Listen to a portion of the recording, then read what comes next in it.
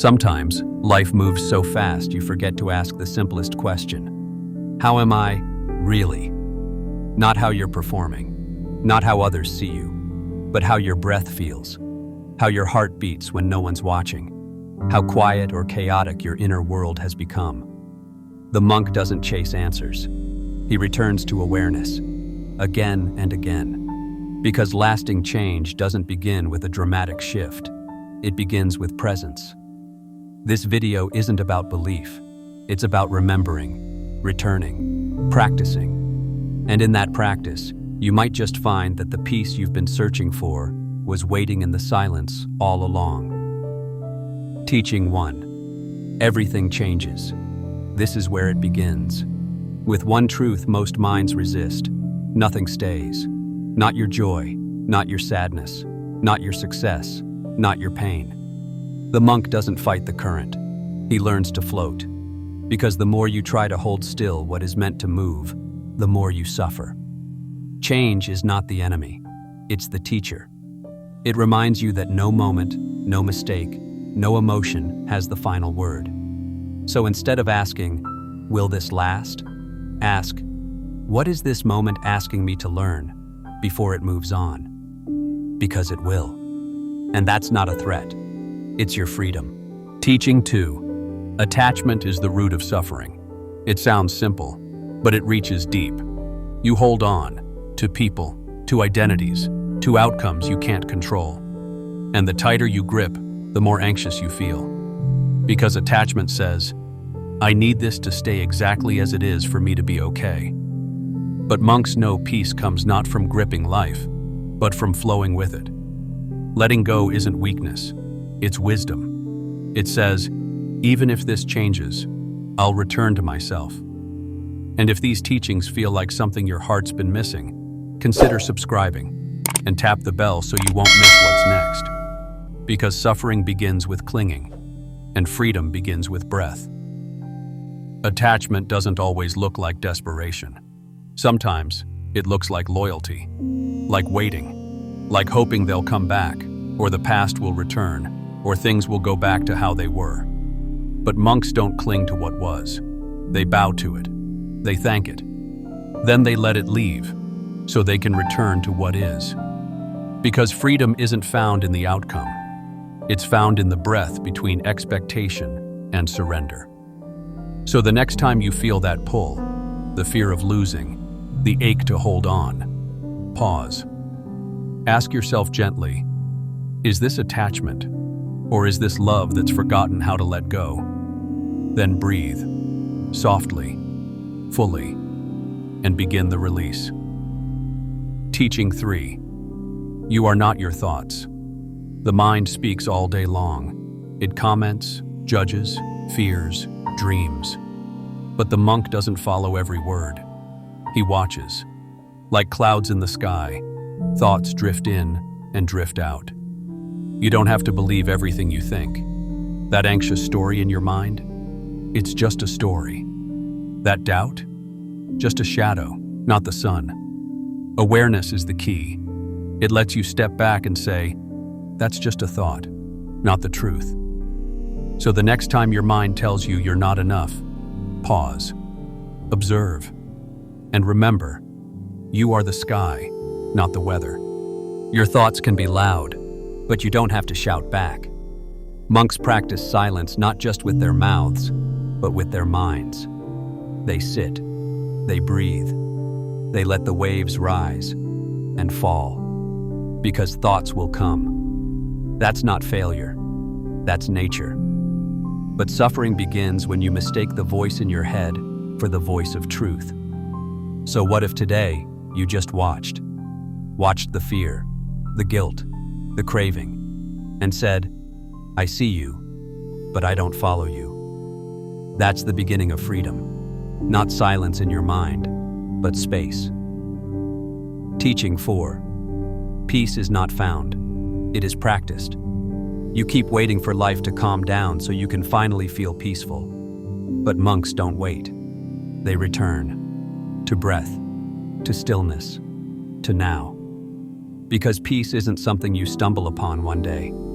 It's something you cultivate, moment by moment, choice by choice. When the world rushes, you slow. When the noise rises, you listen inward. When life shakes, you root yourself in breath, in awareness, in simplicity. The path to peace isn't paved with answers. It's lined with presence. And sometimes the most powerful thing you can do for your mind is simply be. Peace isn't passive. It's a decision you make, again and again. To pause before reacting. To breathe instead of blaming. To listen rather than assume. The monk doesn't wait for conditions to be perfect. He practices peace while life remains imperfect. Because if your calm depends on control, you'll always be tense. But if your peace grows from presence, no one can take it from you. So ask yourself, what if I stop chasing calm and start practicing it? Right here, in the middle of the noise. Even one breath held with awareness is a return to peace. And that's all it takes to begin again. Teaching 5. Don't believe everything you feel. Feelings are powerful, but they are not always accurate. You can feel lost and still be growing. You can feel unloved and still be deeply valued. The monk doesn't silence his emotions.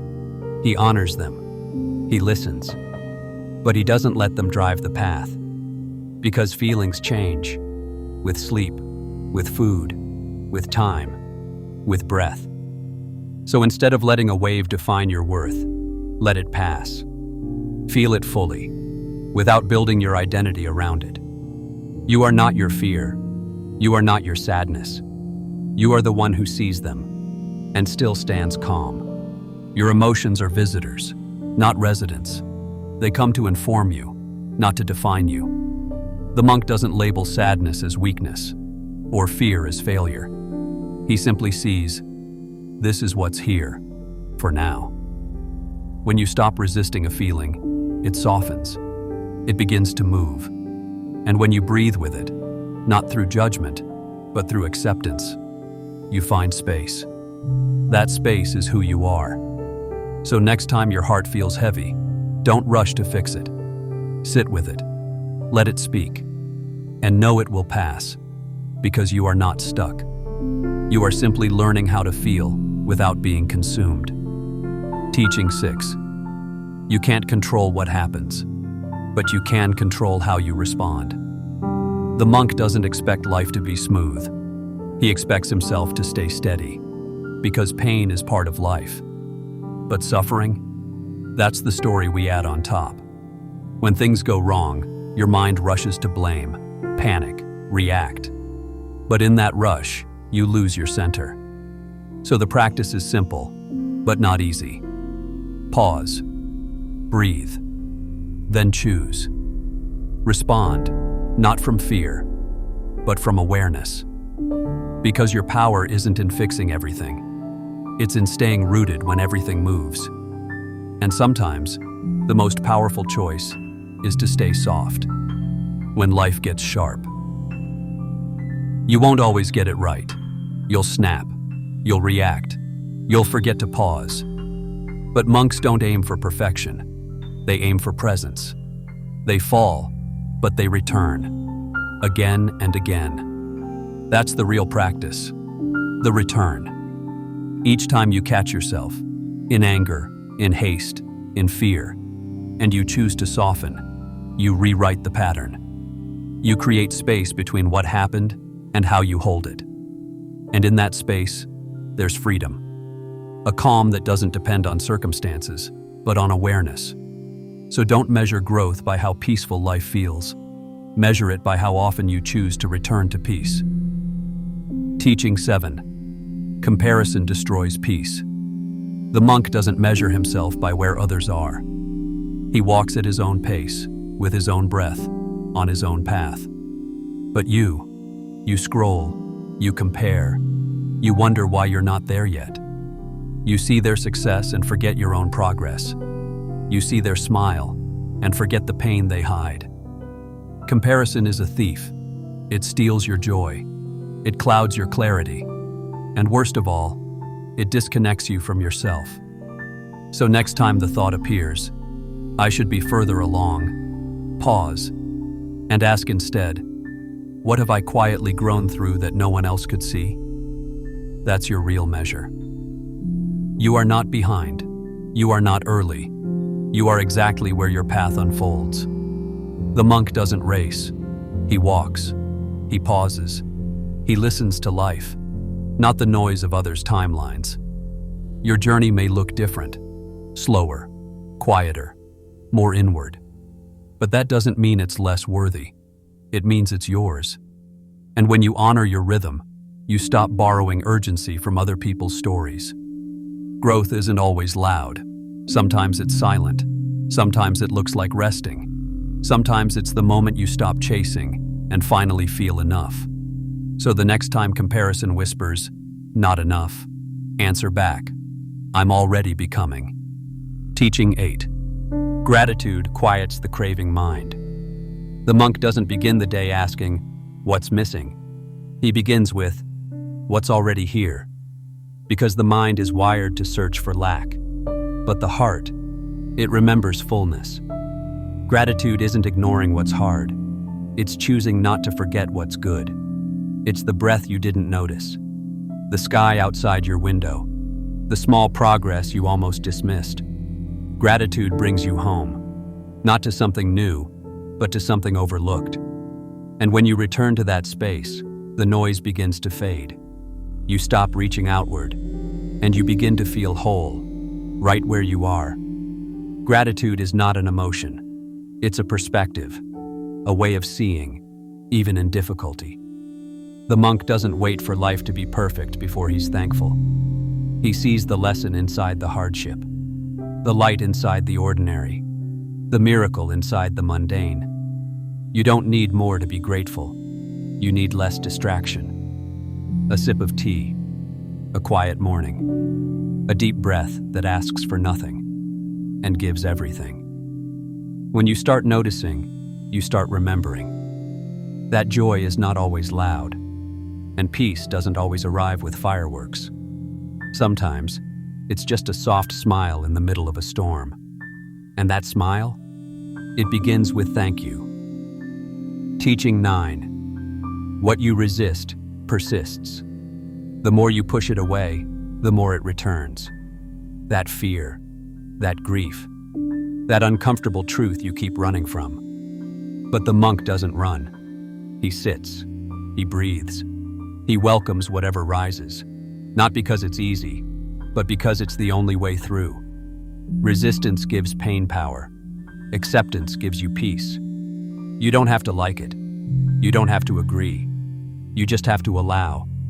Because when you stop saying, "This shouldn't be happening," you start asking, "What is this trying to teach me?"